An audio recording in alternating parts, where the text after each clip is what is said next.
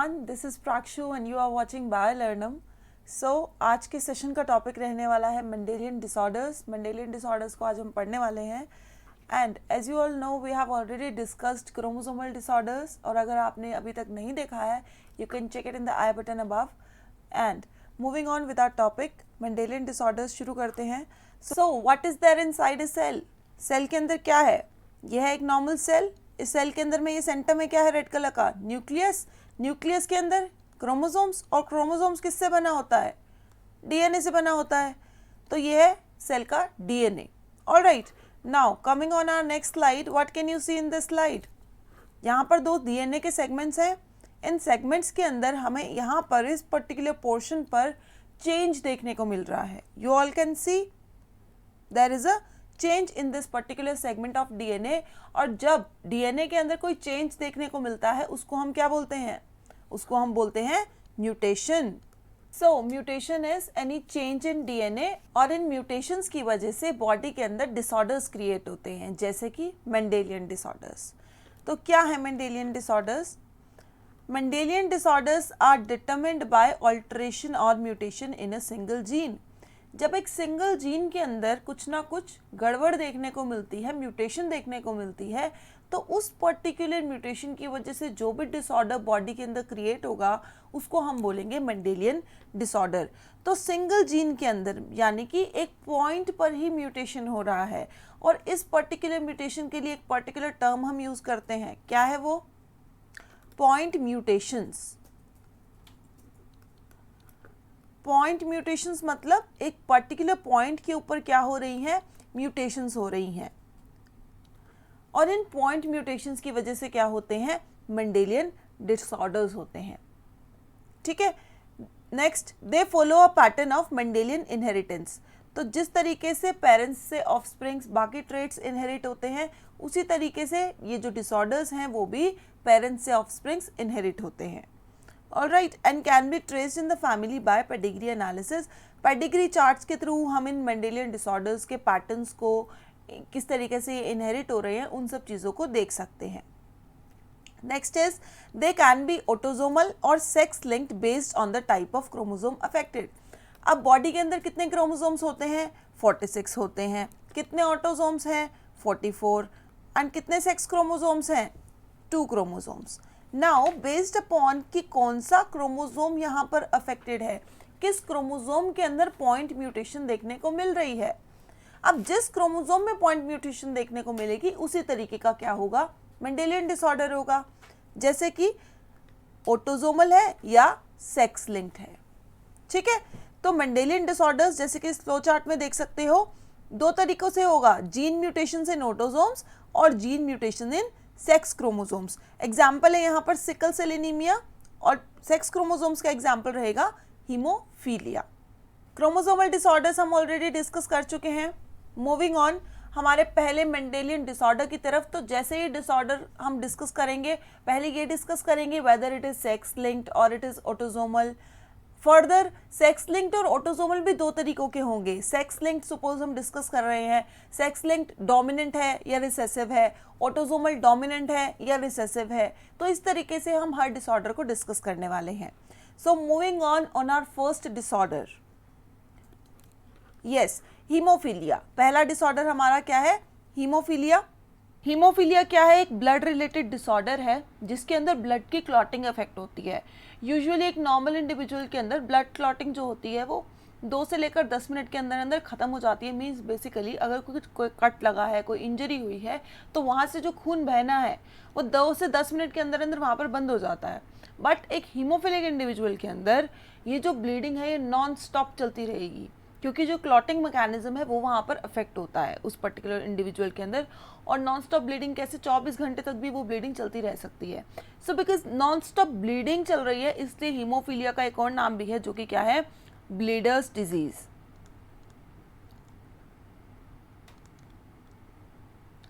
Then haemophilia का जो transmission था, किस तरीके से वो जनरेशन्स में ट्रांसफ़र हो रहा है, ये पर्टिकुलर जो डिसऑर्डर है वो यूरोप की रॉयल फैमिलीज़ के अंदर देखा गया था. क्वीन विक्टोरिया की जो फैमिली थी उसके पेडिग्री के अंदर हीमोफीलिया का जो ट्रांसमिशन था जनरेशंस के अंदर, वो सब चीज़ें देखी गई थी। Moving on, so haemophilia is a sex linked recessive disease. Sex linked है, कौन से क्रोमोसोम से लिंक्ड है? एक्स क्रोमोसोम से लिंक्ड है। उसके बाद रिसेसिव डिजीज है, ठीक है। उसके बाद transmission from unaffected carrier female to some of the male progeny. Unaffected female से ये जाएगा किसमें? मेल के अंदर, मेल उसके जो ऑफस्प्रिंग्स होंगे उसके अंदर ये डिजीज ट्रांसमिट हो सकता है। कैसे? आ जाओ देखते हैं। जैसे suppose if this is a normal male, बोल रहे हैं ना यहाँ पर अनअफेक्टेड कैरियर फीमेल होगी और हमारा जो मेल होगा यहाँ पर, जो मेल पेरेंट होगा वो क्या होगा? नॉर्मल होगा। So this is a normal male, इसकी मेटिंग होगी किसके साथ? X H X. ये क्या है? कैरियर है। अब कैरियर क्यों है? जो ये एक्स एच एक्स होगी, ये क्या होगी? हमेशा कैरियर, क्योंकि जो हमारा ये पर्टिकुलर डिसऑर्डर है ये रिसेसिव है, और ये जिसके पास दोनों एक्स क्रोमोसोम्स के ऊपर हीमोफीलिया कॉज करने वाला जीन है वो क्या होगी? She will be a sufferer, ये होगी कैरियर, ठीक है। अब अगर मैं इनकी मेटिंग करा रही हूं तो यहाँ पर गैमीट्स कौन कौन से बनेंगे? यहाँ पर गैमीट बनेगा एक एक्स, एक गैमीट बनेगा वाई, यहाँ पर एक बनेगा एक्स एच, एक बनेगा एक्स। अब इनके फ्यूजन से क्या बनेगा? इसके फ्यूजन से बनेगा एक्स एक्स एच, इसके और इसके फ्यूजन से क्या बनेगा? एक्स एक्स, इसके और इसके फ्यूजन से क्या बनेगा? एक्स एच वाई, और इसके और इसके फ्यूजन से एक्स वाई। अब यहाँ पर अफेक्टेड कौन सा है? कैरियर कौन सा है वो भी देख लो। ये क्या है? एक कैरियर फीमेल है, ये एक नॉर्मल फीमेल है, ये एक अफेक्टेड मेल है, जो कि बात यहाँ पर करी जा रही है। Transmission from unaffected carrier female, ये फीमेल कैसी थी? अनअफेक्टेड थी। किसको ट्रांसफर किया इसने? मेल प्रोजेनी को। यहाँ से ये डिजीज कहाँ पर भेज दिया इसने? अपने मेल प्रोजेनी के अंदर, ठीक है। उसके बाद ये जो है पर्टिकुलर इसका सन, ये अनअफेक्टेड रहेगा। आगे देखो कॉज क्या है इस पर्टिकुलर डिजीज का? A single protein that is a part of cascade of proteins involved in clotting of blood is affected. एक ऐसा प्रोटीन जो कि किसका पार्ट है? कैस्केड ऑफ प्रोटीन्स का, जो कि इन्वॉल्व है ब्लड की क्लॉटिंग में। क्या होता है कि ब्लड की क्लॉटिंग में बहुत सारे ब्लड जो प्रोटीन्स होते हैं वो इन्वॉल्व होते हैं, जो कि क्या करेंगे? एज एंजाइम्स वहाँ पे काम करेंगे और रिएक्शंस कराएंगे, और उन रिएक्शंस की वजह से क्या होता है? ब्लड क्लॉटिंग का मैकेनिज्म बॉडी के अंदर ऑपरेट होगा। देख सकते हो यहाँ पर, ठीक है। ब्लड क्लॉटिंग का मैकेनिज्म इस तरीके से ऑपरेट हो रहा है। यहाँ पर देखो हीमोफीलिया ए, ये क्या है? हीमोफीलिया का टाइप है, किसकी वजह से हो रहा है? F8 डेफिशिएंसी की वजह से। हमारा जो 8th क्लॉटिंग फैक्टर है वो यहाँ पर क्या है? डेफिशिएंट है, और उसकी डेफिशिएंसी की वजह से, क्योंकि यहाँ पर ये प्रोसेस रुक गया तो आगे आने वाले जो भी प्रोसेसेस थे वो रुक गए। जैसे सपोज अगर ये वाला मैं पर्टिकुलर प्रोसेस रोक दूँ, अगर ये प्रोसेस रुक जाएगा तो ऑटोमेटिकली आगे के प्रोसेसेस रुक जाएंगे, क्योंकि they are all are link to one another, ठीक है। तो क्योंकि इसकी लिंकिंग है एक दूसरे के साथ, बीच का एक भी रुक गया तो हमारे पास लास्ट में जो एंड हमारे पास ब्लड की क्लॉटिंग होनी है, एंड होना है, जो रिएक्शन का जो हमारा रिजल्ट निकलना है वो रिजल्ट हमारे पास नहीं आएगा, तो ब्लड की क्लॉटिंग नहीं होगी, ठीक है। आगे क्या लिख रहे हैं? Due to this clotting of blood is affected, और इसकी वजह से ब्लड क्लॉटिंग जो होती है वो नहीं हो पाती है। Due to this in an unaffected individual a simple cut will result in non-stop bleeding। इसकी वजह से क्या होगा? अगर एक छोटा सा माइनर सा कट भी लग गया है इंडिविजुअल को, जिसको क्या है? हीमोफीलिया, उसके अंदर नॉन स्टॉप ब्लीडिंग चलती रहेगी। Now the heterozygous female carrier of haemophilia में transmit the disease to sons. Already discuss कर चुके हैं। हेट्रोजाइगोट यहाँ पर ये किसको बोल रहे हैं? हेट्रोजाइगस किसको बोल रहे हैं? ये वाली जो कंडीशन है this is heterozygous and this condition is homozygous, क्योंकि यहाँ पर क्या है? ये नॉर्मल क्रोमोसोम है, ये क्या है? इसके ऊपर हीमोफीलिया का जो पर्टिकुलर जीन है वो प्रेजेंट है, हीमोफीलिया कॉज करने वाला जो जीन है वो प्रेजेंट है, यहाँ पर इन दोनों पे प्रेजेंट है। तो ये क्या है? होमोजाइगोट, और ये पर्टिकुलर क्या है? Heterozygote. Alright, the possibility of female becoming hemophilic is extremely rare. क्या बोल रहे हैं? एक फीमेल को हीमोफीलिया होने की जो प्रोबेबिलिटी है वो बहुत रेयर है। ओके, कैसे रेयर है? Because mother of such female has to be least carrier. Mother को क्या होना ज़रूरी है? कैरियर। और फादर को क्या होना ज़रूरी है? हीमोफीलिया होना ज़रूरी है, जो कि लेटर ऑन स्टेजेस में लाइफ में क्या है? अनवायबल है, मतलब कि सक्सेसफुली फंक्शन नहीं कर पाती है उसकी बॉडी। सो क्या इससे निचोड़ निकल के आता है? ये कि basically females are the ones who are spreading the particular disorder. X linked disorder है ये। फीमेल्स क्या कर रही हैं? उसको कैरी कर रही हैं और स्प्रेड कर रही हैं, आगे ट्रांसफ़र कर रही है जनरेशन्स में। बट फीमेल्स खुद क्या है? उस पर्टिकुलर डिसऑर्डर के केस में लकी इनफ है कि उसको वो पर्टिकुलर डिसऑर्डर होने की जो प्रोबेबिलिटी है वो बहुत कम है। आ जाओ देखते हैं यहाँ पर, अगर हमें पर्टिकुलर फीमेल को हीमोफीलिया हो तो वो पर्टिकुलर जीनोटाइप कैसा होगा? वो कुछ ऐसा होगा कि नहीं? तो ऐसा पर्टिकुलर जीनोटाइप बनाने के लिए फीमेल हमारी कैसी? बेसिकली ये दोनों, ये अगर सपोज ये मदर से आ रहा है, ये फादर से आ रहा है, तो सिचुएशन कैसी होनी चाहिए? एक्स एच एक्स, ऐसी तो मदर होनी चाहिए, और ऐसी मदर क्या होगी? कैरियर होगी। बोला ना, मदर शुड बी कैरियर। और फादर को हीमोफीलिया होना ज़रूरी है, तो एक्स एच वाई।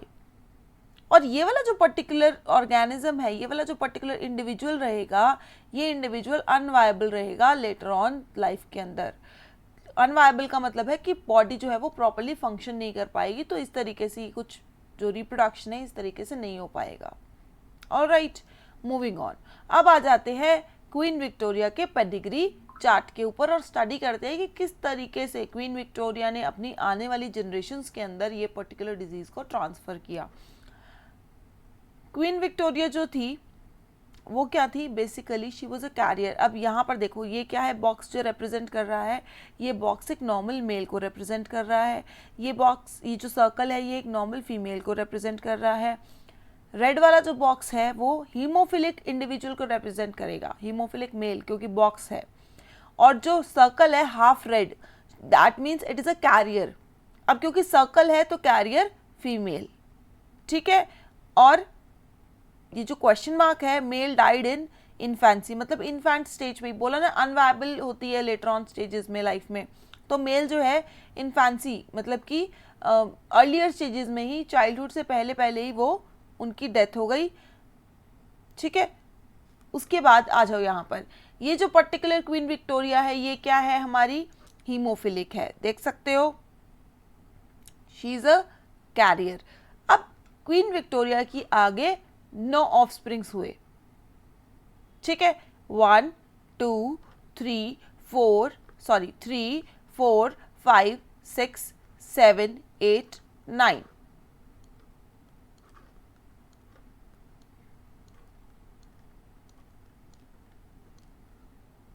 9 ऑफस्प्रिंग्स हुए, ठीक है। अब इन 9 ऑफस्प्रिंग्स में से जो 3 थे उनको ये पर्टिकुलर जीन इनहेरिट हुआ। लकीली जो फीमेल थी वो बच गई, क्या हो गई? वो कैरियर हो गई। उसके बाद ये जो मेल था ये क्या हो गया? अफेक्टेड हो गया, और जो फीमेल थी ये कैरियर हो गई।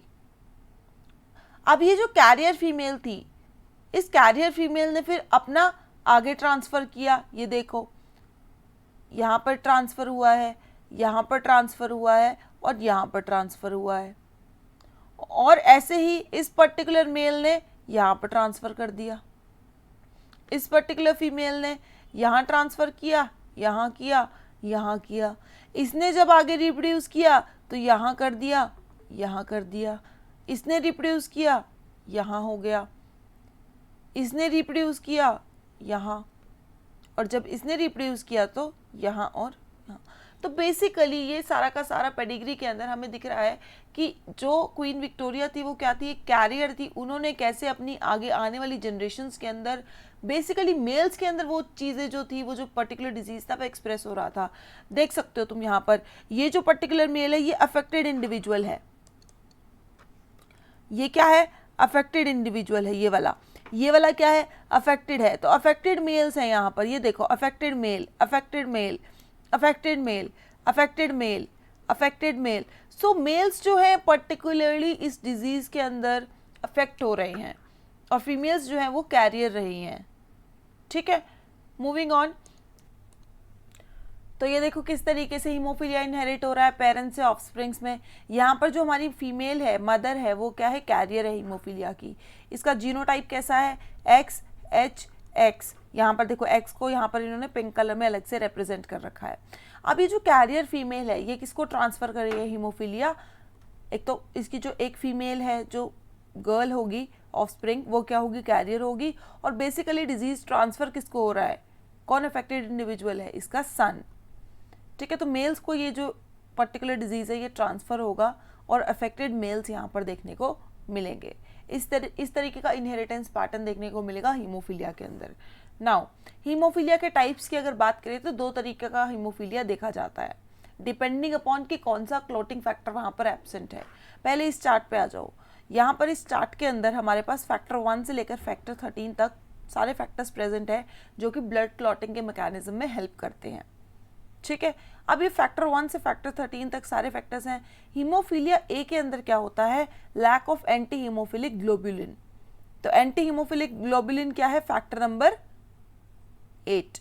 तो फैक्टर नंबर 8 जो होगा यहाँ पर वो क्या होगा, एब्सेंट होगा। ठीक है, factor number 8 will be absent here. और यहाँ पर हीमोफीलिया बी में क्या है, प्लाज्मा थ्रोम्बोप्लास्टिन। प्लाज्मा थ्रोम्बोप्लास्टिन मतलब फैक्टर नंबर 9। तो यहाँ पर फैक्टर 9 क्या रहेगा, एब्सेंट रहेगा। तो फैक्टर 8 जब एब्सेंट होता है तो होता है हीमोफीलिया ए, और फैक्टर 9 जब एब्सेंट होता है, फैक्टर 9 को क्रिसमस फैक्टर भी बोलते हैं। इस वजह से जो हीमोफीलिया क्रिसमस फैक्टर के एब्सेंस की वजह से कॉज होता है उसको क्रिसमस डिजीज भी बोलते हैं।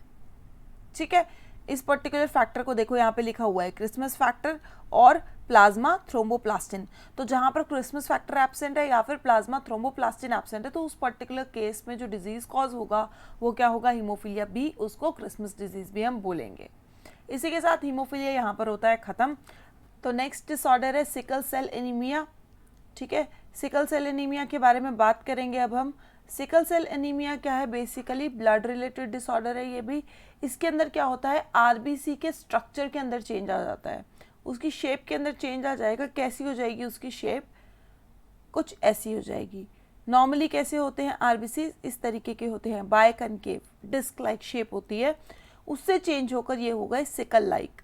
सिकल सुना होगा तुमने, फार्मर्स यूज करते हैं, कुछ ऐसा शेप होता है सिकल का, जैसा ये सेल यहाँ पर बना हुआ है इसके जैसा ही शेप होता है, कुछ ऐसा सा टूल होता है, फार्मर्स इसको यूज करते हैं घास वगैरह काटने के लिए।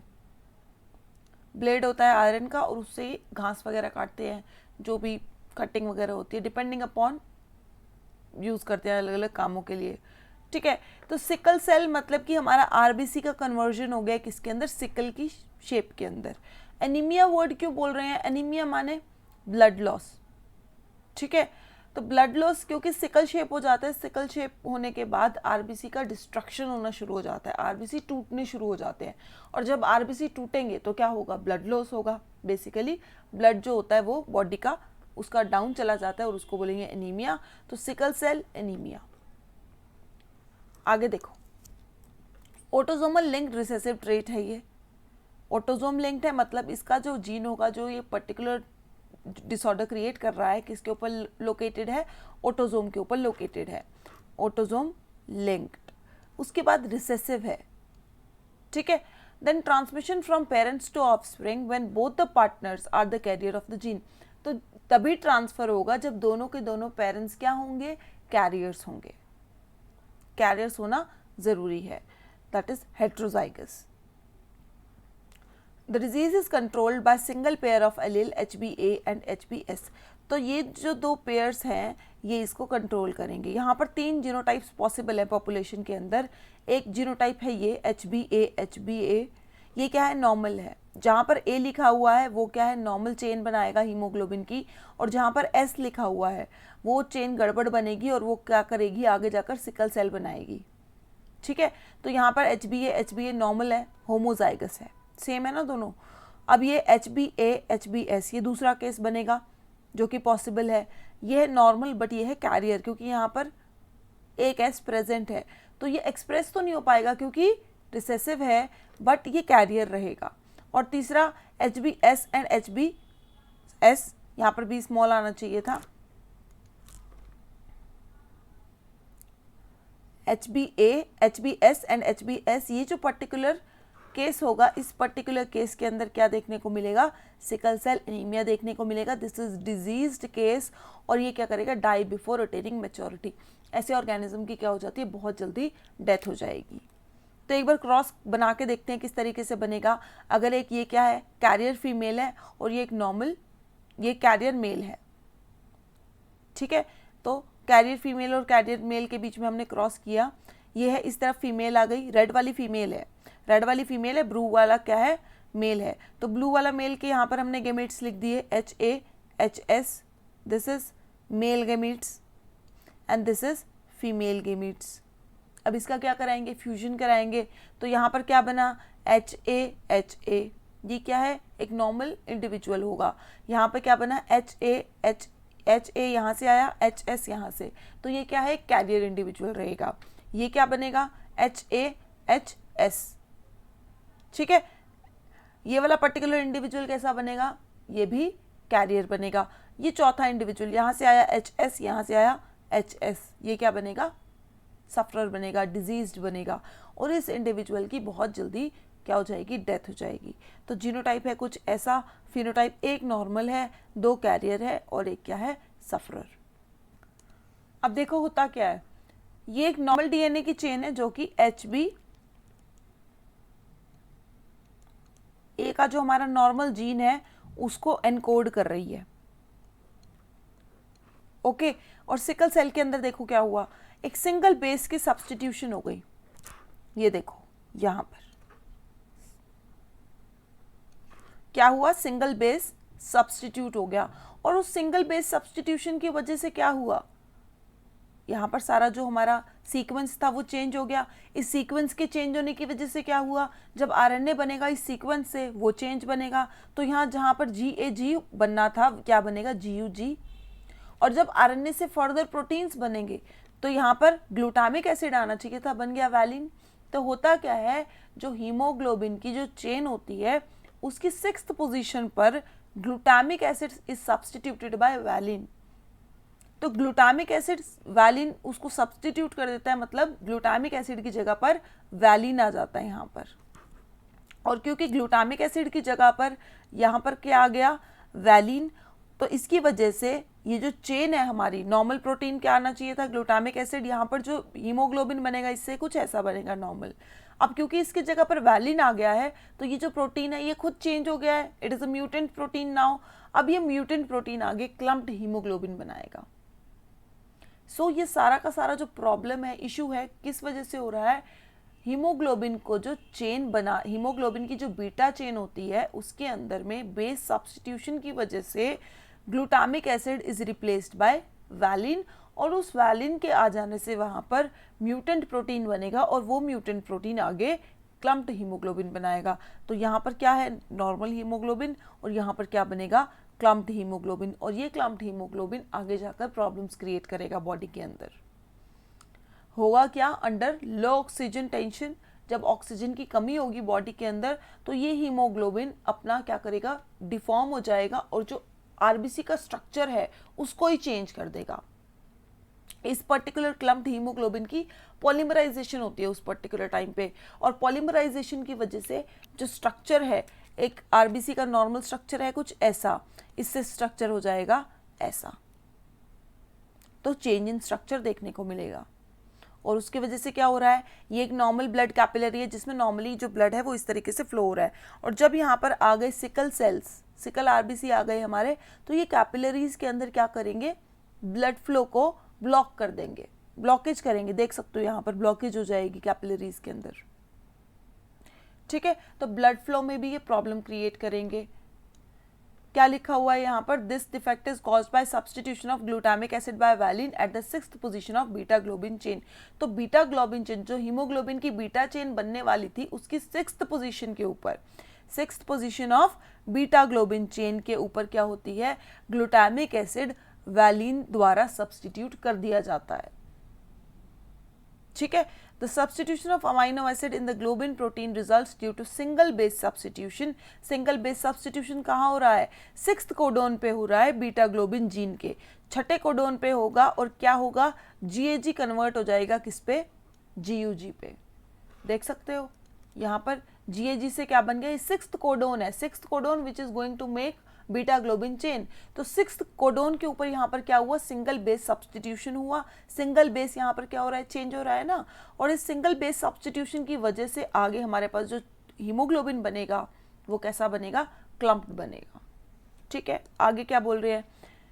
The mutant hemoglobin molecule undergoes polymerization. क्या हो जाती है? इसकी पॉलीमराइजेशन हो जाती है। कब? अंडर लो ऑक्सीजन टेंशन। जब ऑक्सीजन की कॉन्सेंट्रेशन कम होगी, कम मिलेगी इसको ऑक्सीजन, तो उस लो ऑक्सीजन कॉन्सेंट्रेशन में ये क्या करेगा? आरबीसी का जो स्ट्रक्चर है वो चेंज कर देगा, आरबीसी का शेप चेंज कर देगा from biconcave to elongated sickle like structure. और जब ये स्ट्रक्चर यहाँ पर इस तरीके से चेंज हो जाएगा, पहले कुछ ऐसा स्ट्रक्चर प्रेजेंट था, अब कुछ ऐसा स्ट्रक्चर हो गया, सिकल शेप्ड स्ट्रक्चर, तो स्ट्रक्चर में चेंज आने की वजह से बहुत सारी प्रॉब्लम्स क्रिएट होंगी। क्या अब ये जो शेप चेंज हुई है उसकी वजह से क्या होता है? जब ये RBC biconcave disc like structure से सिकल सेल स्ट्रक्चर बना लेते हैं, उसकी वजह से 3 चीज़ें देखने को मिलेंगी और तीनों चीज़ें इंटरलिंक्ड हैं। सबसे पहले देखो, सबसे पहले यहाँ पर मैंने बोला कि इसका शेप चेंज हो गया है, बाइकनकेव से सिकल शेप स्ट्रक्चर बना लिया है, तो उस स्ट्रक्चर की वजह से जो हमारे पास ब्लड कैपिलरीज हैं उसके अंदर में हमारे को ब्लॉकेज देखने को मिलेगी। ये देख सकते हो यहाँ पर ब्लॉकेज हो गई है किसके अंदर? ब्लड कैपिलरीज के अंदर, उसको बोलते हैं वैसो ओक्लूजन। उस ब्लॉकेज की वजह से यहाँ पर हीमोलिसिस होगा, आरबीसी टूटने शुरू हो जाएंगे, आरबीसी का क्या होगा? यहाँ पर ब्रेकडाउन। और जब ब्रेकडाउन होगा, आरबीसी कम होने शुरू हो जाएंगे, तो उसकी वजह से क्या होगा? एनीमिया होगा। तो ये कुछ इसके सिम्टम्स हैं सिकल सेल एनीमिया के।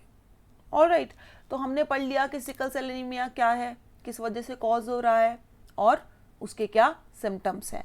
तो ये सब था सिकल सेल एनीमिया के बारे में। तो आज का हमारा नेक्स्ट डिसऑर्डर है फिनाइलकीटोनुरिया। सो फिनाइलकीटोनुरिया बेसिकली क्या है? तो क्या होता है कि जब भी हम किसी प्रोटीन को का अपटेक करते हैं, बेसिकली जब भी हम किसी प्रोटीन को लेते हैं बॉडी के अंदर, तो क्या होता है? वो डाइजेशन के प्रोसेस के अंदर बहुत सारे उसके जो मोनोमर्स होते हैं उसके अंदर वो टूट जाता है। प्रोटीन्स किस में टूटता है? अमाइनो एसिड्स में टूटता है। तो प्रोटीन्स जब अमाइनो एसिड में टूटता है तो वो जो अमाइनो एसिड्स होते हैं उसमें से एक अमाइनो एसिड है हमारा फिनाइल एलेनिन। क्या है बच्चों? Phenylalanine. तो phenylalanine is one of the amino acid. Further ये फिनाइल एलेनिन जो है हमारा वो PAH एंजाइम के द्वारा फर्दर इसका ब्रेकडाउन बॉडी के अंदर किया जाता है। बट जिस इंडिविजुअल को फिनाइलकीटोनुरिया होता है उस पर्टिकुलर इंडिविजुअल के अंदर PAH एंजाइम क्या रहेगा? एब्सेंट। और जब ये PAH एंजाइम एब्सेंट रहता है तो ये जो फिनाइल एलेनिन है इसकी एक्यूमुलेशन हो जाएगी बॉडी के अंदर, और वो जब एक्यूमुलेट हो जाएगा तो वो अलग अलग चीज़ों में आगे फर्दर कन्वर्ट हो जाएगा और बॉडी के अंदर अलग अलग तरीके के डैमेज जो है वो कॉज करेगा। आ जाओ देखते हैं क्या क्या डैमेज और किस तरीके से ये पर्टिकुलर डिसऑर्डर जो होगा। So phenylketonuria is an autosomal recessive trait. क्या है? ऑटोसोमल रिसेसिव ट्रेट है, ऑटोसोम लिंक्ड रहेगा और क्या है? ये रिसेसिव है। Affected individual lack an enzyme. क्या होगा इसके अंदर? किसी एंजाइम की कमी से होगा ये पर्टिकुलर डिजीज। दैट कन्वर्ट्स, अब उस एंजाइम का काम क्या था? वो कन्वर्ट करता था amino acid phenyl alanine into tyrosine. तो फिनाइल एलेनिन को टायरोसिन में कन्वर्ट करने वाला एंजाइम फिनाइल एलेनिन को टायरोसिन में कन्वर्ट करने वाला एंजाइम जो कि क्या है? PAH। ये पर्टिकुलर एंजाइम जो है ये बॉडी के अंदर नहीं बनेगा। ठीक है। As a result this phenylalanine is accumulated and converted into phenylpyruvin and other derivatives. तो क्या होगा? फिनाइल एलेनिन फिर बॉडी के अंदर एक्यूमुलेट होना शुरू हो जाएगा और फिर कन्वर्ट किस में होने लग जाएगा? Phenylpyruvin and other derivatives. अब क्या होता है, इसकी एक्यूमुलेशन से क्या होगा, जब बॉडी के अंदर ये एक्यूमुलेट होना शुरू हो जाएगा, उसके एक्यूमुलेशन से क्या होगा, मेंटल रिटार्डेशन होगी, क्योंकि ब्रेन के अंदर ये एक्यूमुलेशन इसकी शुरू हो जाती है। ठीक है, तो मेंटल रिटार्डेशन देखने को मिलेगी। Also these are also excreted through urine because of absorption by kidney, और क्योंकि किडनी इसको एब्जॉर्ब कर लेती है, उसकी वजह से यूरिन के थ्रू भी ये एक्सक्रीट होना शुरू हो जाता है। तो ये सारी चीज़ें इसके अंदर फिनाइल कीटोनुरिया के अंदर देखने को मिलेंगी। हमारा ये ऑटोसोमल रिसेसिव डिजीज़ है, पर्टिकुलर ये जो डिसऑर्डर है ये ऑटोसोमल रिसेसिव है, और इसके अंदर जो मेन इसका हमारे को सिम्टम देखने को मिलेगा वो होगा mental retardation. Alright, nervous system के ऊपर ये अटैक करेगा। तो हमारा नेक्स्ट डिसऑर्डर है कलर ब्लाइंडनेस। ठीक है, कलर ब्लाइंडनेस को पढ़ेंगे अब। कलर ब्लाइंडनेस में क्या होता है, बेसिकली जैसे कि नाम से ही तुम्हें पता चल रहा है, किसी ना किसी पर्टिकुलर कलर को देखने में क्या होगी, इनएबिलिटी होगी। अब इसके पीछे रीज़न क्या होता है, रीज़न ये होता है कि जो कलर सेंसिंग पिगमेंट्स होते हैं आईज में, किसमें, आईज में, वो इनकैपेबल होंगे इन कलर्स को परसीव करने में। कौन कौन से कलर्स, एक तो रेड और एक ग्रीन। तो कलर ब्लाइंड इंडिविजुअल को रेड और ग्रीन कलर देखने में दिक्कत आएगी। अगर मैं बात करूं एक नॉर्मल आई को, अगर ये कलर्स कुछ ऐसे दिख रहे हैं, तो कलर ब्लाइंड आई को ये कलर्स कुछ ऐसे दिखेंगे।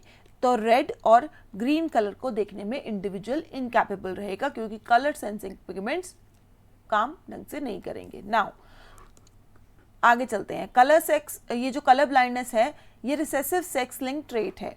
कैसा है, एक तो रिसेसिव है, ऊपर से सेक्स लिंक्ड है। In which I fails to distinguish between red and green colour. तो रेड और ग्रीन कलर को देखने में क्या रहेगी, दिक्कत रहेगी। अब normal genes and its recessive alleles are carried by X chromosome. अब कौन से सेक्स के साथ लिंक्ड है, तो एक्स लिंक्ड है। ठीक है, अब 3 जीनोटाइप्स इसके पॉसिबल हैं। कौन कौन से, XCX, ये क्या है, नॉर्मल है बट कैरियर है। क्योंकि अभी कैरियर क्यों है, क्योंकि रिसेसिव है ये पर्टिकुलर डिसऑर्डर। अब दूसरा केस क्या बनता है, XCXC, ये क्या है, कलर ब्लाइंड फीमेल है, क्योंकि अब रिसेसिव है तो यहाँ पर एक्सप्रेस हो गया कलर ब्लाइंडनेस। ये यहाँ पर एक हमारे पास जीन है कलर ब्लाइंडनेस का, बट क्योंकि दूसरा Y है तो यहाँ पर ये एक्सप्रेस हो जाएगा, तो ये कलर ब्लाइंड मेल होगा। Color blindness, like any other sex-linked trait, shows criss-cross inheritance. अब criss-cross inheritance क्या है, बोल रहे हैं कि जितने भी sex-linked traits होते हैं वो क्या दिखाते हैं, criss-cross inheritance दिखाते हैं। क्या होता है इसके अंदर, transmission of characters from father to his grandson takes place through his daughter. Basically father से ग्रैंडसन जब ट्रेट आएगा, जब वो पर्टिकुलर डिसऑर्डर आएगा, तो बीच में कहाँ से आएगा, डॉटर से आएगा। ठीक है, क्या कह रहे हैं, transmission of gene from mother to son और फादर टू डॉटर। बेसिकली अगर मैं सिंगल जनरेशन की बात करूं, तो अगर मदर वो पर्टिकुलर डिजीज कैरी कर रही है तो वो सन को ट्रांसफर करेगी, और अगर फादर वो पर्टिकुलर डिजीज कैरी कर रहे हैं तो वो डॉटर को ट्रांसफर करेंगे वो डिजीज। ठीक है, तो ये जो पैटर्न होता है इनहेरिटेंस का वो क्या होता है, क्रिस क्रॉस, मतलब ऑपोजिट सेक्स को वो पर्टिकुलर डिसऑर्डर जो है वो ट्रांसफर किया जा रहा है। ठीक है, देख सकते हो इसको क्रॉस के साथ। ये देखो यहाँ पर, ये क्या है, कैरियर मदर है। कैरियर मदर क्या बना रही है, यहाँ पर अफेक्टेड सन बना रही है। ये क्या है, मदर कैरियर, और इस कैरियर मदर से क्या बन रहा है, अफेक्टेड सन बन रहा है। ये देखो अफेक्टेड फादर से क्या बन रहा है, कैरियर डॉटर्स बन रही हैं। तो बेसिकली ऑपोजिट सेक्स में क्या होते हैं, ये जो सेक्स लिंक्ड हमारे डिसऑर्डर्स होते हैं वो इनहेरिट होते हैं। ऑपोजिट सेक्स में इनहेरिट होना माने क्रिस क्रॉस इनहेरिटेंस। हीमोफीलिया भी यही पैटर्न फॉलो करता है। ठीक है, तो अनअफेक्टेड फादर है, यहाँ पर कैरियर मदर है। अनअफेक्टेड फादर क्या करेगा, कैरियर जो मदर के साथ मेटिंग होगी तो क्या होगा, एक सन अनअफेक्टेड बनेगा, एक डॉटर अनअफेक्टेड बनेगी, यहाँ पर affected son and carrier daughter. तो बेसिकली इस पर्टिकुलर इनहेरिटेंस से मैं तुम्हें यह बताना चाह रही हूँ कि क्रिस क्रॉस इनहेरिटेंस क्या होती है। Carrier mother is going to transfer the particular disease to the opposite sex that is son, और यहाँ पर फादर किसको ट्रांसफर करेगा, डॉटर को। ठीक है। अब क्योंकि एक्स लिंक्ड है तो डॉटर को ट्रांसफर कर तो दिया, पर क्योंकि एक पर्टिकुलर क्रोमोसोम के ऊपर वो है तो क्या होगी, वो कैरियर होगी, अफेक्टेड नहीं होगी, क्योंकि रिसेसिव डिजीज है। ठीक है, आगे चलो। अब कलर ब्लाइंडनेस के क्या इफेक्ट्स होते हैं, क्या उसके सिम्टम्स देखने को मिलेंगे। Colour blind individuals have trouble in seeing the difference between certain colours. कुछ कलर्स को देखने में क्या होता है, ट्रबल होता है। Most colour blind people can not tell the difference between red and green. Basically red और ग्रीन को देखने में ज़्यादा दिक्कत होती है। अब यहाँ से ये क्लियर हो जाएगा। नॉर्मल विजन वाले को अगर ये एप्पल्स कुछ ऐसे दिख रहे होंगे, ये कैसा है, ग्रीन, येलो एंड रेड, तो कलर ब्लाइंड को कैसे दिखेंगे, सब एक समान दिखेंगे। ठीक है, तो ये कलर ब्लाइंड और नॉर्मल इंडिविजुअल की विजन के अकॉर्डिंग कलर्स कुछ ऐसे परसीव होंगे। ओके, कलर ब्लाइंडनेस खत्म होता है यहाँ पे। इसी के साथ हम अपने चलते हैं नेक्स्ट डिसऑर्डर की तरफ। Next disorder is thalassemia and this is the last disorder which we are going to discuss in this session. So thalassemia क्या है, चलो देखते हैं। थैलेसीमिया एक रिसेसिव ऑटोसोमल डिसऑर्डर है, ये भी ब्लड रिलेटेड डिसऑर्डर है। क्या होता है इसके अंदर,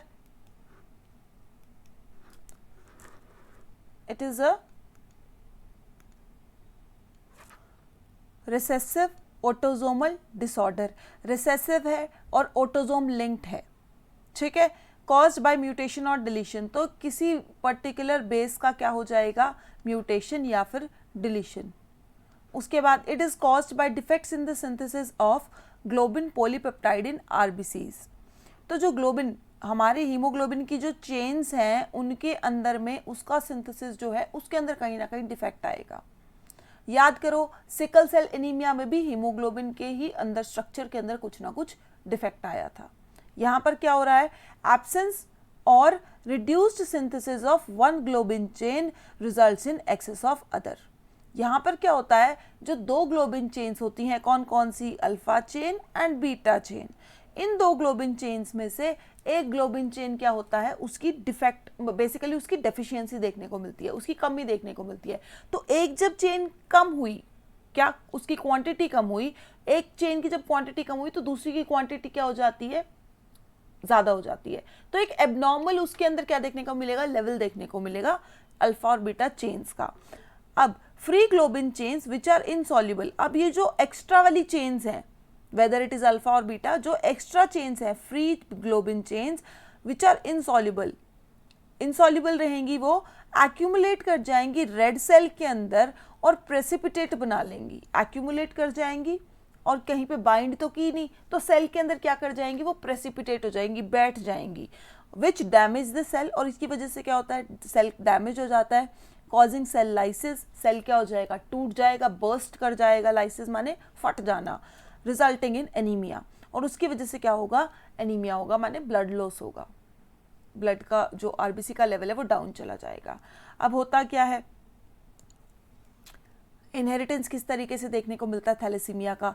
suppose this is a father, father क्या है यहाँ पर, कैरियर है, और मदर भी क्या है, कैरियर है। तो क्योंकि ये जीन क्या है, रिसेसिव है, तो कहाँ पर एक्सप्रेस होगा, सिर्फ वहीं पर एक्सप्रेस होगा जहाँ पर दोनों के दोनों क्या करेंगे, इस पर्टिकुलर जीन को ट्रांसफर करेंगे अपने ऑफस्प्रिंग के अंदर। यहाँ पर क्या है, स्मॉल आर से ये रिप्रेजेंट हो रहा है, कैपिटल आर से नॉर्मल जीन, ठीक है, और स्मॉल आर से जो थैलेसीमिया कॉज करने वाला जीन है। Capital R normal, small R इस थैलेसीमिया वाला। अब कैपिटल, ये दोनों के दोनों क्या है, हेट्रोजाइगोट्स हैं, एक डोमिनेंट है एक रिसेसिव है यहाँ पर।